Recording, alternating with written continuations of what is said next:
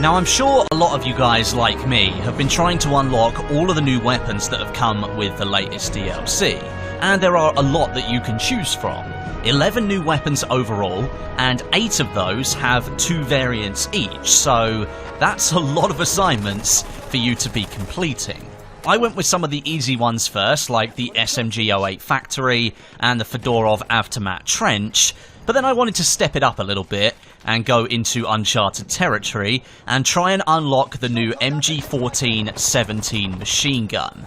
That's the one with the ridiculous assignment to take down 2 planes using just LMGs. As you can see, I do now have the low weight version unlocked, and I've been having an absolutely awesome time with it, but the unlock process has taught me something about what DICE is trying to do with Battlefield 1, and I think it's really important that you guys understand this too. With the assignment for the low weight variant telling you to take down 2 planes with LMGs, I think the intention from DICE was that players would attempt this on the new maps that came with the DLC. Now, only 3 of those maps have air vehicles on them: Galicia, Lupkow Pass and Albion. The other 3 maps are mainly infantry focused, mixed in with some ground vehicles, so you've really got no hope of unlocking the new weapon there, so I took to Galicia to give this unlock a try. Using the LMGs to do damage against planes means a lot of leading targets, a lot of hit markers, and a lot of frustration that as soon as you stop firing, within a few seconds, the plane has been destroyed by somebody else in another plane, or that guy who's standing right next to you aiming at the plane got the kill because he managed to finish it off with his LMG. That happened to me just over and over and over again for a good 3 or 4 hours last night whilst I was trying to grind away and unlock these new weapons, and I nearly gave up on it. But then it dawned on me.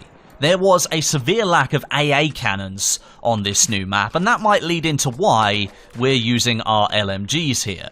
See, I can only find a few AA Cannons across the Galicia map, and it's one of the bigger ones that's available in Battlefield 1. And Lupkow Pass is pretty big, and doesn't have many AA Cannons either. I didn't play much Albion last night, so I'm not sure on the numbers of AA Cannons there, but I'd assume we're looking at a similar scenario where AA Cannons are restricted to the gimme flags on the map. Maybe one thrown in the middle somewhere, but again, you're looking at a relatively low number considering it's an aerial combat map as well. Why would DICE not cover these maps in AA Cannons when clearly the balance of the maps dictates that air vehicles will play a major role? Well, I was thinking that DICE might be trying to change up the meta a little bit, as they've done in the CTE recently, changing a lot of the balance values, and they're indirectly trying to tell players that sitting mobile on stationary AA cannons is not the way to go anymore. If you cast your minds back to the French DLC, They Shall Not Pass, back in March now, that's a good 6-7 months ago, before DICE nerfed the fighter planes and their dart bombs, do you remember how frustrating it was to be an infantry player and just getting dunked on round after round by some guy going 60-0 at the top of the leaderboard? Yeah, I found that pretty annoying as well. DICE admitted that planes were a bit too powerful against infantry at that point anyway, and that infantry didn't have the necessary tools to combat those planes effectively. They were always left out to dry, basically. And with that situation in mind, I think DICE is now pushing the role of the AA cannon onto the support players on the ground, using their LMGs as mobile AA cannons to take down and do damage to planes. Now, of course, one machine gun is not going to beat a plane, but you should be able to do a good 8 to 16 damage to a fighter or an attack plane as it strafes past you, which should be enough to make them loop up, pull away, and move off from their target. Multiple LMGs will do significant damages to planes in one strafe, and they could end up taking them out completely, which is similar to what an AA cannon can do if it's aimed correctly. I think the difference DICE is trying to make is that sitting stationary on an AA cannon doesn't really help your team, and it's quite predictable. You've got one less player who's mobile fighting against other players because they're stuck on a cannon, and the pilot is more likely going to know the locations of those cannons on the map and will simply aim for you every time they take control of a plane. So what DICE are trying to do is to shift the responsibility of taking down those planes directly onto the infantry on the ground, and moreover, the support players, meaning the pilot cannot accurately know where his threats are all of the time. I mean, sure, he can use the minimap to pinpoint spotted enemies, and then make strafing runs on capture points where he knows the enemy is likely to be, but all of those players are moving around, and a lot of them will start shooting at a plane if it flies past. At least for me in Battlefield 1, knowing that any weapon really is going to do damage to a plane, I'm going to shoot at it if it flies over my head. Rather than infantry having to take themselves out of that combat scenario, maybe you're contesting a flag and there are planes flying over your head that are annoying you and you want to get rid of them. In the past, you would have gone and found an AA cannon and tried to use that to get rid of the plane. The role of the AA cannon in this DLC specifically is now right in the middle of the action. It's moved to the support player and their LMGs. This also means that the planes will spend less time skirting around the edges of the maps and pinpointing the AA cannons. They'll be forced into the action as well around the capture points and the trenches, because that's where the players are. The combat cycle of AA cannon and plane has been broken up here. It's still there, and AA cannons I'm sure will remain a thing within Battlefield 1 maps that come out in the future, but DICE is really trying to push players into thinking differently, and I for one am extremely happy that that is the case.